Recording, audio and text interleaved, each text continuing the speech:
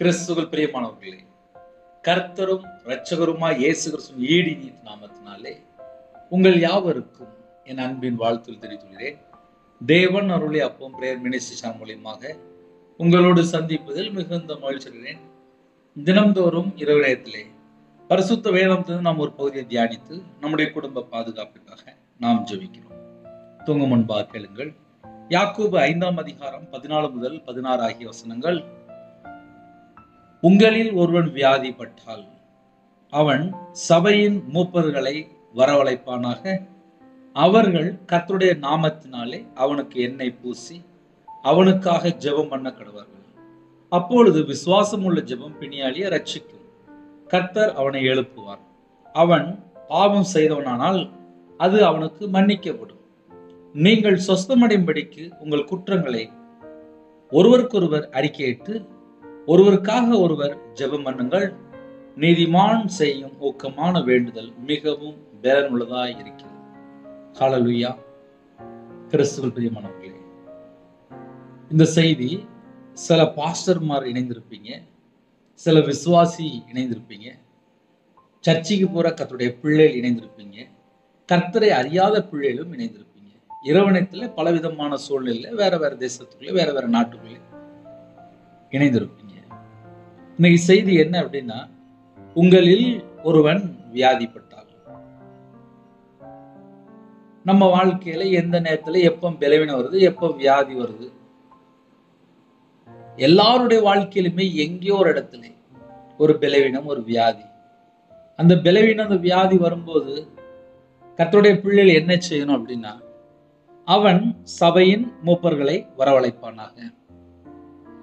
இப்ப இந்த செய்தியை பல தேசத்துக்குள்ளே கேக்குறீங்க. சில ஜெபகுறிப்பு வரும்போது வேற தேசத்துல இருக்கிறேன், நாங்க இருக்கிற இடத்துல பக்கத்துல சர்ச்சு இல்லை, நான் ஒரு வீட்டு வேலை பார்க்குறேன், நான் வேற வெளிநாட்டுல இருக்கேன், நான் சொந்த தேசத்துக்கும் போக முடியல, இங்க ஒரு அடிமை போல நான் வேலை பார்த்துட்டு இருக்கேன் அப்படின்னு சொல்லி சில தேசத்துல இருந்து சில ஜெபகுறிப்பு வரும்.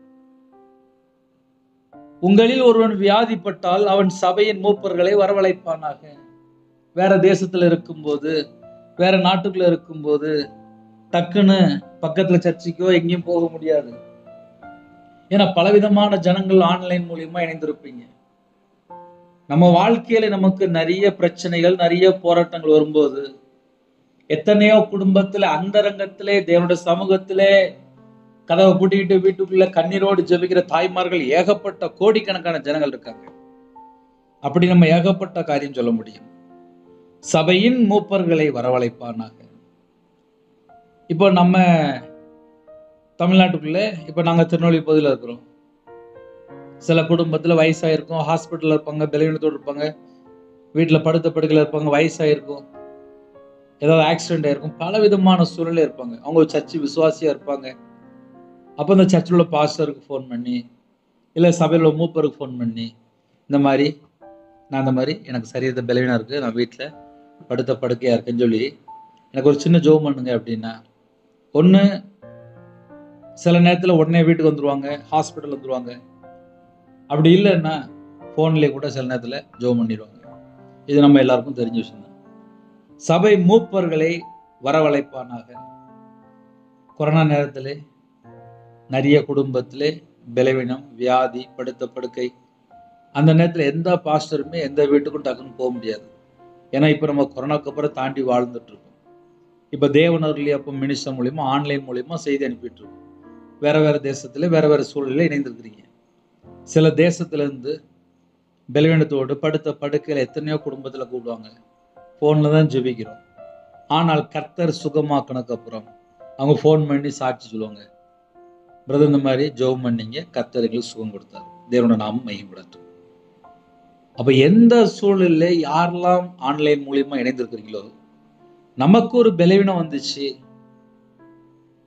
சில நேரத்துல சர்ச்சு பக்கத்துல இருக்கு அப்படின்னா நேரா சர்ச்சுக்குள்ள கிளம்பி போயிருங்க.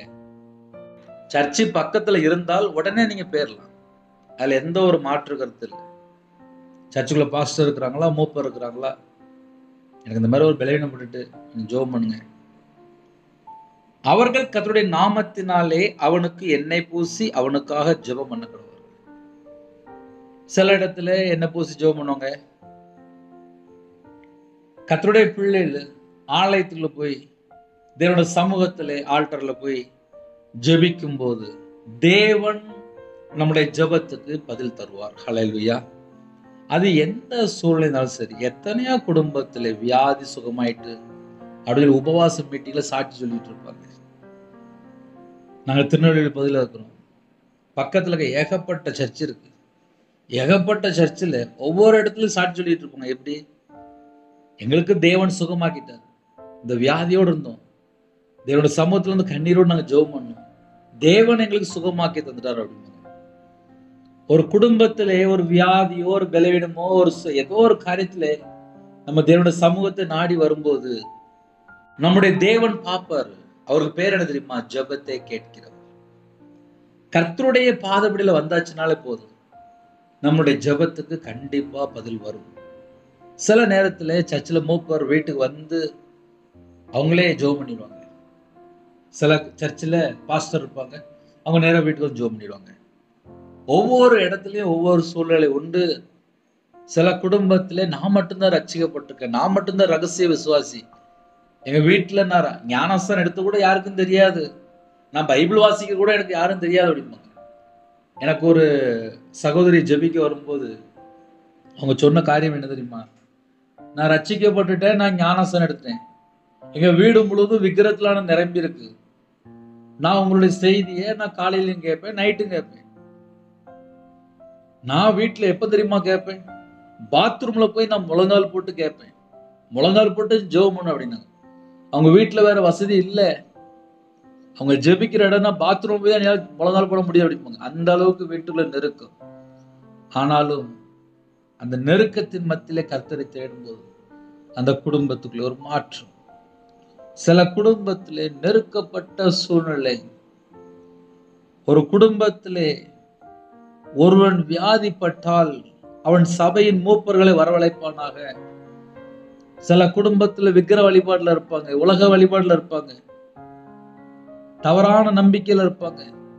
ஆனா வீட்டுல ஒரு வியாதியோ ஒரு பலவீனமோ வந்த உடனே, என் குடும்பத்துல இப்படி ஒரு வியாதி வந்துட்டு ஒரு பலவீனம் வந்துட்டு யாராவது எங்களுக்காக ஜெபம் பண்ணுவாங்களா, இந்த வியாதி சுகமாகும்னு சொல்லி எத்தனையோ கோடிக்கணக்கான ஜனங்கள் இருக்கிறாங்க.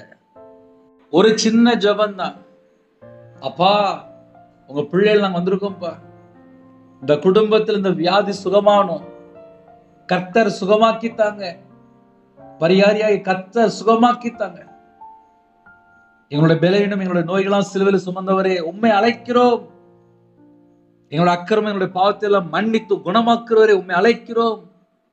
பரிகாரியாகிய கர்த்தரை அழைக்கும் போது நமக்கு ஒரு சுகம் தருகிறார். அப்ப சபையின் மூப்பர்களை வரவழைப்பானாக. கர்த்தருடைய பிள்ளைகள் விசுவாசத்தோடு பரிசுத்தவான்களை நம்ம வீட்டுக்கு கூப்பிடும் போது அவங்க என்ன பூசி ஜெபிக்கும் போது கண்டிப்பா சுகம். 15வது வசனம், அப்பொழுது விசுவாசம் உள்ள ஜெபம் பிணியாளியை ரட்சிக்கும். விசுவாசம் உள்ள ஜெபம் என்று எழுதப்பட்டிருக்கு.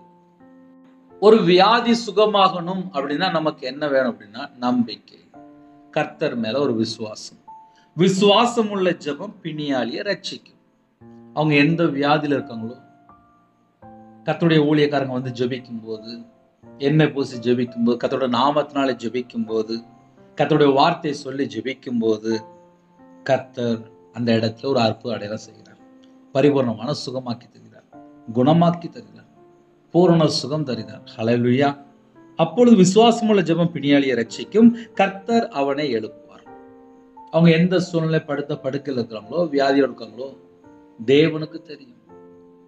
ஒரு நீதிமான் அந்த இடத்துல ஜெபிக்கும் போது கர்த்தர் பூரண சுகம் தருகிறார். அப்ப சில நேரத்துல படுக்கையில் இருக்கும் போது கர்த்தருடைய ஊழியக்காரங்க வந்து ஜெபிக்கும் போது, அந்த ஆத்துமாவுக்கா உத்தரவு எடுத்து ஜெபிக்கும் போது கர்த்தர் மனமிறங்கி அந்த குடும்பத்துக்கு சுகத்தை கட்டடினார். ஹல்லேலூயா. கர்த்தர் அவனை எழுப்புவார் என்று எழுதப்பட்டிருக்கு. அவன் பாவம் செய்தவனானால் அது அவனுக்கு மன்னிக்கப்படும். சில வியாதி ஏன் வந்துச்சு அப்படின்னு சொல்லி அழகா ஒரு பாயிண்ட் இருக்கு. அவன் பாவம் செய்தவனானால் அது அவனுக்கு மன்னிப்பார். அப்ப சில குடும்பத்துல எதனால ஒரு வியாதி அப்படின்னு சொல்லி ஒரு பாயிண்ட் உள்ள வருது. அவன் பாவம் செய்தவனானால் அது அவனுக்கு மன்னிக்கப்படும். அந்த பாவம் மன்னிக்கப்படும் போது கர்த்தர் சுகத்தை கட்டடிதார். ஒரு நீதிமானுடைய ஜெபம். ஒரு நீதிமான் ஜெபிக்கும் போது என்ன நடக்கும் அப்படின்னா, அந்த ஆத்துமாவுக்காக, அந்த பலவீனத்தோடு இருக்கிற அந்த குடும்பத்துக்காக, அந்த தனிப்பட்ட ஒரு நபருக்காக, இயேசு கிறிஸ்து ராஜா உம்மை அழைக்கிறோம், இந்த குடும்பத்துல வியாதியோடு படுத்திருக்காங்க, இவங்களுடைய வியாதியை அப்பா சுகமாக்கித்தாங்க, இவங்களுடைய வியாதியை எடுத்து போட்டுருங்க, இவங்களோட பலவீனத்தை மாற்றி போட்டுருங்க, உங்களுடைய தழும்புள்ள கரத்தினால் தொட்டு சுகமாக்கித்தாங்கன்னு சொல்லி ஒரு குடும்பத்திலே பரிசுத்தவான் வந்து ஜெபிக்கும் போது, சபை மூப்பர் வந்து ஜெபிக்கும் போது, கர்த்தருடைய ஊழியக்காரங்க வந்து ஜெபிக்கும் போது, கர்த்தர் அந்த ஜெபத்தை கேட்கும் போது அவனுடைய பாவத்தை மன்னிக்கிறார். அவன் பாவம் செய்தவனானால் அது அவனுக்கு மன்னிக்கப்படும். அப்ப சில நேரத்திலே கர்த்தருடைய ஊழியக்காரங்க ஜெபிக்கும் போது நம்ம என்ன யோசித்து பார்க்கணும் அப்படின்னா, கர்த்தர் எனக்கு சுகமாக்கி தருவார்.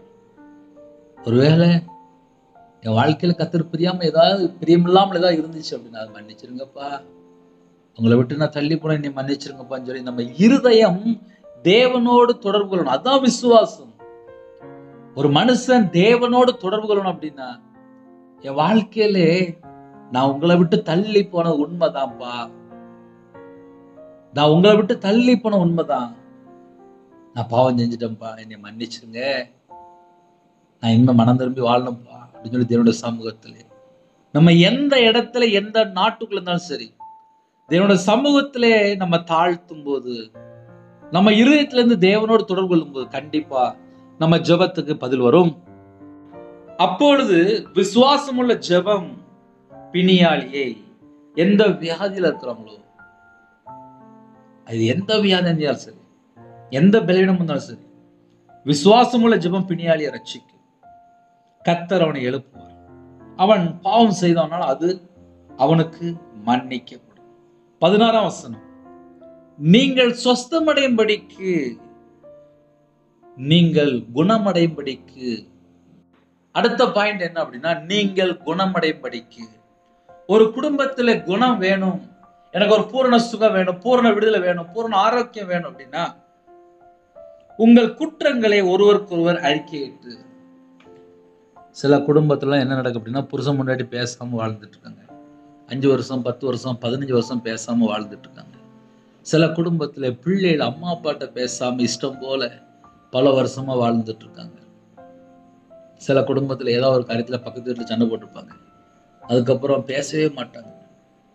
அது பகையாயி, சண்டையாயி, கோபமாயி, எரிச்சலாயி, வைராக்கியமாயி, கசப்பாயி, அப்புறம் இவங்க அங்க பார்க்க மாட்டாங்க, அவங்க இங்க பார்க்க மாட்டாங்க, கேட்ட ஒரே சண்டை, சின்ன பேச்சு தகராறா இருக்கும், ஒரு சின்ன பிரச்சனையா இருக்கும். இந்த வீட்டுல மரம் வளர்த்துருப்பாங்க, பக்கத்து வீட்டுல மரம் இல்லாம இருந்திருக்கும், இங்க உள்ள அந்த இலெல்லாம் அங்க விழுந்திருக்கும். சில வீட்டுல இவங்க கொஞ்சம் கார் வாங்கியிருப்பாங்க, ஒரு வண்டி வாங்கியிருப்பாங்க, அது ஒரு பக்கத்து வீட்டுல ஒரு பிரச்சனையா மாறி. எனக்கு 1 வருஷம் முன்பாக ஒரு குடும்பத்துல எனக்கு சொன்னது ஆச்சரியமா இருந்துச்சு. அவங்க வாலிப வயசுல இருக்கும்போது அவங்க வீட்டுல ஒரு 50-100 கோழி கிட்ட வளர்ப்பாங்களாம், நிறைய கோழி வளர்ப்பாங்களாம். அதுக்கு அடுத்தாப்புல உள்ள ஒட்டின வீடு சொந்தக்காரங்க வீடு. அவங்க என்ன செஞ்சுட்டாங்க அப்படின்னா, எல்லா கோழியும் கொன்றணும் அப்படின்ட்டு அதுக்கு மருந்து வச்சுட்டாங்க. எல்லா கோழியும் ஒரே நேரத்துல செத்து போயிட்டு. அந்த சகோதரி சொல்லி துக்கப்பட்டாங்க, அண்ணே இப்படி பண்ணிட்டாங்கண்ணே, எங்க வீட்டுல எல்லா கோழியும் ஒண்ணு போல செத்து போயிட்டுனே, ஈவு இறக்கம் இல்லாம இருக்கிறாங்கண்ணே அப்படின்னாங்க.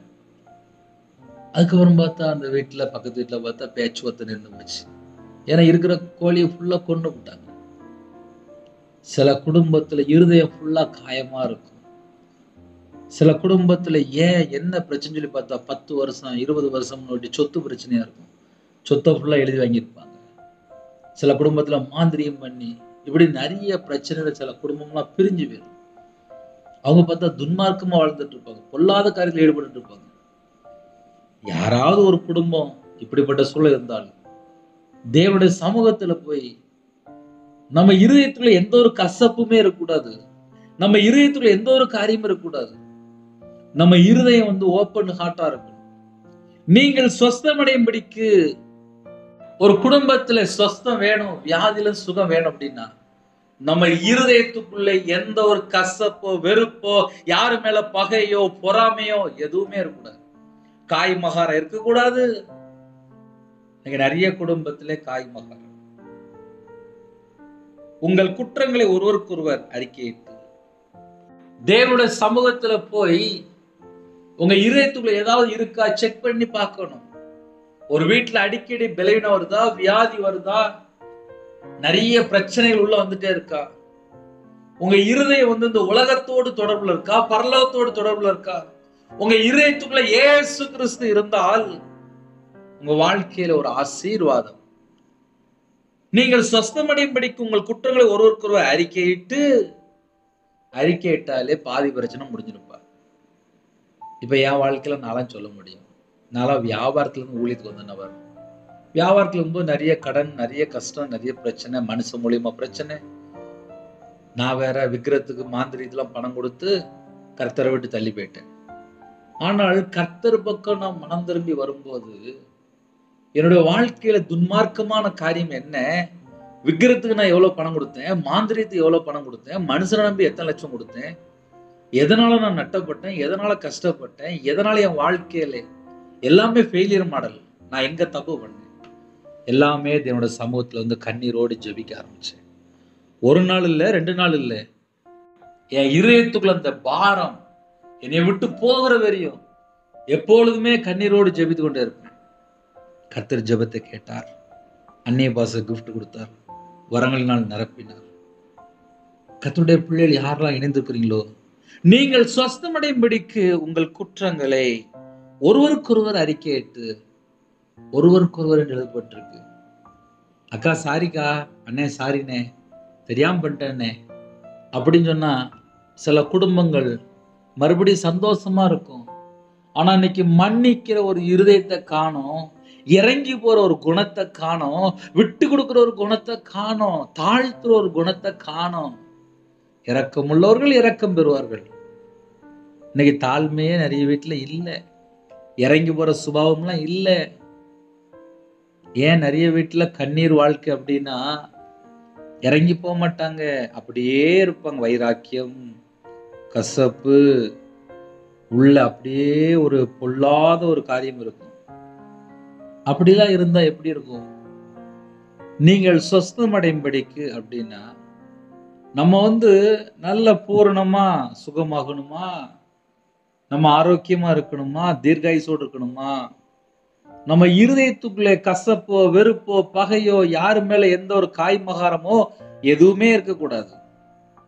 அப்ப கர்த்தருடைய பிள்ளைகள் இரவனத்திலே நம்ம இருதயத்துக்குள்ள என்ன இருக்கு, இல்ல நம்ம வாழ்க்கையில ஏதாவது கர்த்தரை விட்டு தள்ளி போற காரியம் ஏதாவது இருக்கா, இப்படி நம்ம கொஞ்சம் யோசித்து பார்த்தால் நம்ம தேவனோடு நெருங்கி வாழ இன்னும் அது ஆவிக்குரிய வாழ்க்கையில பிரயோஜனமா இருக்கும்.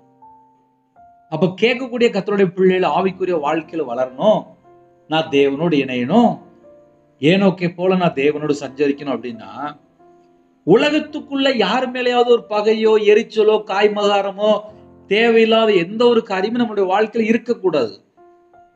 இன்னைக்கு நிறைய குடும்பத்துல என்ன பிரச்சனை அப்படின்னா இதுதான் பிரச்சனை.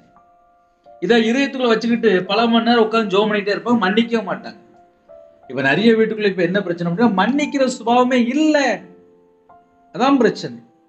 அதனால கேட்கிற கர்த்தருடைய பிள்ளைகள் யாரா இருந்தாலும் சரி, எந்த நாடா இருந்தாலும் சரி, நம்ம தேவனோட சமூகத்துல அர்ப்பணித்து தாழ்த்தி, அப்பா என் இதயத்துக்குள்ள இப்படிப்பட்ட ஒரு குணம் இருக்குப்பா, ஒரு பொல்லாத குணம் இருக்குப்பா, இரக்கமில்லாத ஒரு சுபாவம் இருக்குப்பா, எனக்கு தாழ்த்துற இருதயம் இல்லப்பா, நான் விட்டு கொடுத்து போக மாட்டேங்கப்பா, நான் மன்னிக்க மாட்டேங்கப்பா, எனக்கு இப்படிப்பட்ட ஒரு சுபாவம் இருக்குப்பா.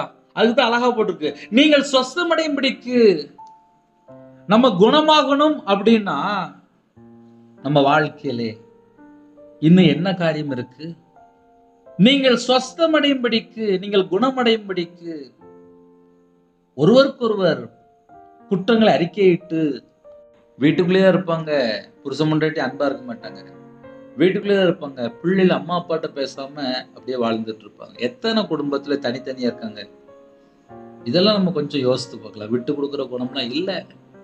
அம்மா அப்பாவையே இப்போ சில குடும்பத்துல மன்னிக்காம பல வருஷமா பேசாம வளர்த்துட்டு இருக்காங்க. ஒரு வீட்டுல ஒரு பையன் சின்ன வயசுல அம்மா அடிச்சிருக்காங்க.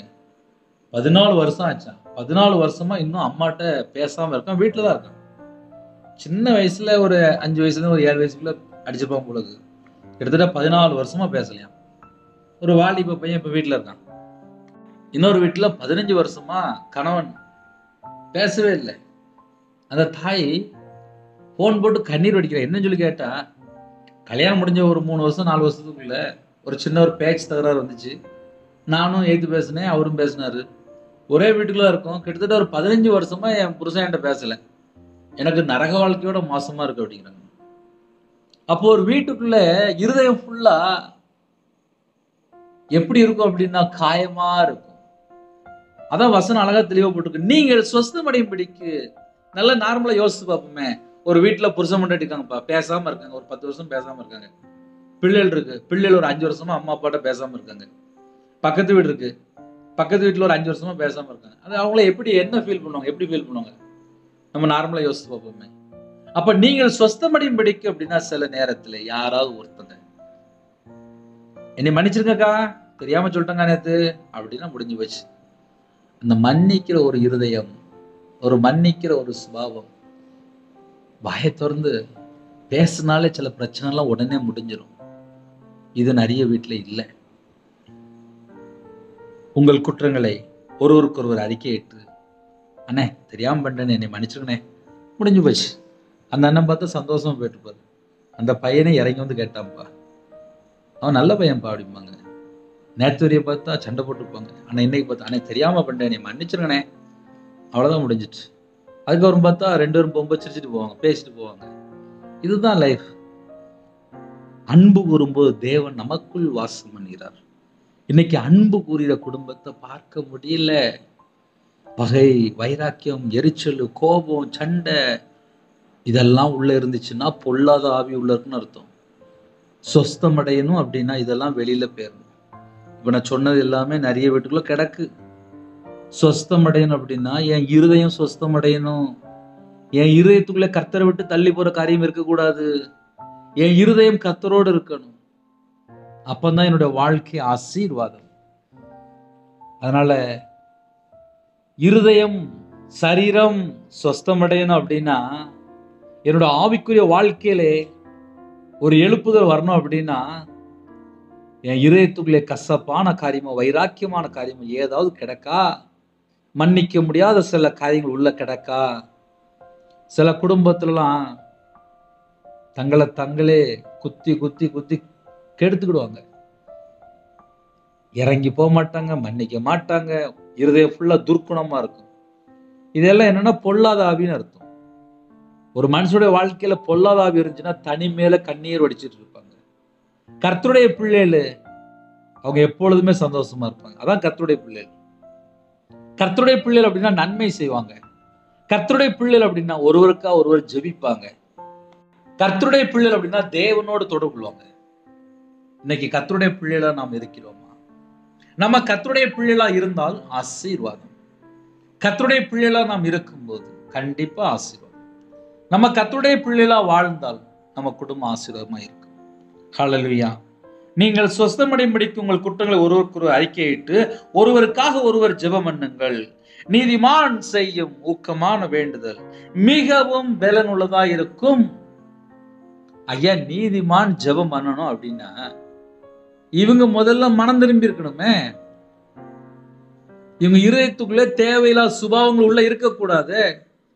இவங்க இதயத்துக்குள்ள கசப்போ வெறுப்போ பகையோ வச்சுக்கிட்டு அப்புறம் எப்படி அவங்களுக்கு சுகமாகும்? எப்படி குணமாகும்? எப்படி ஒரு விடுதலை கிடைக்கும்? எப்படி ஒரு ஆரோக்கியம் கிடைக்கும்? நிறைய வீட்டுல தொண்டையில பேசிடுவாங்க, ஆனா இதயத்துல வீட்டுல போய் பார்த்தா தெரியும், நான் அவனை மன்னிக்க முடியுமா அப்படின்னு சொல்லி சண்டை போட்டுட்டு இருப்பாங்க. இதெல்லாம் பிசாசுடைய குணம். இதெல்லாம் பொல்லாத ஆவின்னு அர்த்தம். ஒரு வீட்டுல பொல்லாத ஆவி இருந்துச்சு அப்படின்னா அந்த வீட்டுல தேவன் எப்படி உலாவுவார்? அந்த வீட்டுல எப்படி ஒரு சுகம் இருக்கும்? எப்படி ஒரு ஆரோக்கியம் இருக்கும்? எப்படி ஒரு விடுதலை இருக்கும்? அதனால நீதிமான் செய்யும் ஊக்கமான வேண்டுதல் மிகவும் பலனுள்ளதா இருக்கிறது. ஆமா, நீதிமான் ஜெபம் பண்ணும்போது தேவன் கேட்பாரு. ஆனா ஒரு குடும்பத்துல சுகம் வேணும், ஆரோக்கியம் வேணும், பலன் வேணும் அப்படின்னா அங்க என்ன நடந்திருக்கணும் அப்படின்னா, சொஸ்தமடைய யாரெல்லாம் விரும்புறாங்களோ அவங்களாம் தங்களுடைய பாவத்தை அறிக்கையிட்டு இருக்கணும். தேவனுக்கு முன்பு அறிக்கையிட்டு இருக்கணும். ஆமாப்பா, 15 வருஷமா எங்க அக்காவை நான் மன்னிக்காம இருக்கேன்ப்பா, எங்க அண்ணனை மன்னிக்காம இருக்கேன்ப்பா, எங்க அப்பாட்ட நான் பேசாம இருக்கேன்ப்பா, எங்க அம்மாட்ட நான் சண்டை போட்டேன்ப்பா அப்படி சொல்லி அவங்க உணர்ந்து கர்த்தர் பக்கம் அறிக்கை செய்து விட்டுருக்கணும். கர்த்தர் பக்கம் வந்திருக்கணும். என்கிட்ட இப்படி ஒரு கெட்ட குணம் இருக்குப்பா, நான் உங்கள்ட்ட வந்து சொல்லிட்டேன்ப்பா, இனிமேல் அவங்கள்ட்ட நான் யோசித்தே பார்க்க மாட்டேன். கர்த்தர் பக்கம் மனம் திரும்பி வந்திருக்கணும். அப்ப மனம் திரும்புற ஒரு வாழ்க்கை இருக்குமானால் நீதிமான் செய்யும் ஜெபம், ஊக்கமான ஜெபம், ஊக்கமான வேண்டுதல் மிகவும் பலனுள்ளதா இருக்கும். ஹல்லேலூயா.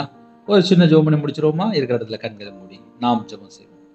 எங்களை அதிகமாக நேசிங்கள் அன்பு அந்த பரிசுத்தமுள்ள நல்ல பிதாவே, நன்றி எடுத்துக்கிறோம் சொல்லிடுவோம்பா. கர்த்தருடைய கரத்தில் அர்ப்பணிக்கிறோம். கொடுக்கப்பட்ட ஒவ்வொரு வார்த்தைக்கு ஸ்தோத்திரம். இணைந்து குடும்பத்தை கர்த்தர் ஆசீர்வதிங்க. யாரெல்லாம் பலவீனத்தோடு இருக்காங்களோ பூரண சுகம் தாங்க, பூரண ஆரோக்கியம் தாங்க, பூரண விடுதலை தாங்க. ஒவ்வொரு குடும்பத்தையும் ரட்சிங்க, மீட்டெடுங்க, தீர்காயுசு தாங்க, பலவீனத்தையெல்லாம் நீக்கி போடுங்க. நைட் ஷிஃப்ட்ல இருக்காங்க, நைட்டு டிரைவிங் லைன்ல இருக்காங்க, நைட் நேரத்தில் வேற இடத்துல போயிட்டு இருக்காங்க. எல்லாருக்கும் கர்த்தருடைய பாதுகாப்பு வேண்டும். வேற தேசத்துக்குள்ள இணைஞ்சிருக்காங்க. எந்த குடும்பத்துல வியாதியோடு பலவீனத்தோடு இருக்காங்களோ கர்த்தர் பூரண சுகம் தாங்க. கற்பதனியா ஜெபிக்கிறோம், கர்த்தர் மனம் வருங்க. மாசமா இருக்க குடும்பத்தை கர்த்தர் ஆசீர்வதிங்க. யாரெல்லாம் டெலிவரிக்கு போறாங்களோ கர்த்தர் கூட இருந்து நார்மல் டெலிவரி ஆகிட்டாங்க, பரம வைத்தியர் கூட இருங்க. பிள்ளையோட வாழ்க்கையிலே திருமண வயசு தாண்டுதுப்பா, ஏற்ற துணையை தாங்க. வாலிப பிள்ளைகள் வாலிப வயசு சிருஷ்டிக்கிற நினைவு என்று வேதம் சொல்லுது. அப்பா தேவனத்தில் கூட பிள்ளைகளா மாறட்டும். ஒருவரும் கெட்டுப்போது பிதாவின் சித்தம் அல்ல என்று எழுதப்பட்டிருப்பா. எல்லாரும் மனம் திரும்பணும். எல்லாரும் மனம் திரும்பி பாவ மன்னிப்பை பெற்றுக்கொண்டு எல்லாரும் நித்திய ஜீவன் வரணும்ப்பா. இந்த நாளிலும் கொடுக்கப்பட்ட ஒவ்வொரு வார்த்தைக்கு ஸ்தோத்திரம். தேவன் அருளிய அப்பா மினிசனுக்கு ஸ்தோத்திரம். இணைந்துகிற குடும்பங்கள் இயேசு கிறிஸ்து நாமத்தில் ஆசீர்வதிக்கட்டும். இன்பமான தூக்கம் தாங்க. வரக்கூடிய காரியத்தை வெளிப்படுத்துங்க. தேவையில்லா சொப்பனங்கள் எல்லாவற்றையும் வேலைக்கு போடுங்க. அதிகாலையிலே உங்களுடைய பாதபிள்ளை கண்வழிக்கிறது கிருபை செய்யுங்க ராஜா. எந்தெந்த குடும்பத்திலே தனிமையில திக்கற்ற பிள்ளையா இருக்காங்களோ, வியாதியோடு இருக்காங்களோ, பலவீனத்தோடு இருக்காங்களோ, படுத்த படுக்க இருக்காங்களோ எல்லா குடும்பத்தையுமே இந்த இரவு நேரத்துல கர்த்தர் சந்திக்கணும். கடன்ல கஷ்டப்படுறாங்க, அந்த கடன் பிரச்சனைக்கு ஒரு முடிவு தாங்க. ஒவ்வொரு குடும்பத்திலுமே ஐக்கியம் தாங்க. கோர்ட்டு கேஸ்ல எந்த குடும்பத்துல உபத்திரப்படுறாங்களோ உபத்திரத்தை மாற்றித்தாங்க. எல்லா குடும்பத்தையும் உங்களுடைய ஜூன் பண்ணிடும். இரவும் போலுமா ஜெபிக்கிறாங்க. உங்களோட வாழ்க்கையிலே பரிபூர்ணமான ஆசீர்வாதங்களை பெற்றுக்கொள்ளணும்ப்பா. கர்த்த கிருபை செய்யுங்க, கர்த்த கிருபை செய்யுங்க. கர்த்தருடைய கரத்தில் எங்களை தாழ்த்திருப்போம். துதி கன மகிமையெல்லாம் ஒருவருக்கே செலுத்திடுவோம். இயேசு கிறிஸ்துவின் பிதாவே ஆமென். தேவனுக்கு மகிமை உண்டதாக. கர்த்தர் தாமே உங்களையும் உங்கள் குடும்பத்தையும் சகல காரியத்திலும் சம்பூர்ணமாக திருப்தியா கர்த்தர் கொடுத்து ஆசீர்வதிப்பாராக. ஆமென். கர்த்தராகிய இயேசு கிறிஸ்துவின் கிருபையும் பிதாவாகிய அன்பும் பரிசுத்தனோட ஐக்கியமும் இப்பொழுதும் எப்பொழுதும் சதா காலங்களிலும் நம் அனைவரும் கொடுப்பதாக. ஆமென். கிறிஸ்துவில் பிரியமானவர்களே, 9363064181 நம்பர் உண்டால் நாங்கள் உங்களுக்காக குடும்பத்துக்காக ஜெபிப்போம். நீங்களும் என்னுடைய ஊழியக்காரத்துடன் ஜெபித்து வருங்கள். கர்த்தர் உங்களையும் உங்கள் குடும்பத்தின் சகல காரியத்திலும் சம்பூர்ணமாக ஆசீர்வதிப்பாராக. ஆமென். God bless you.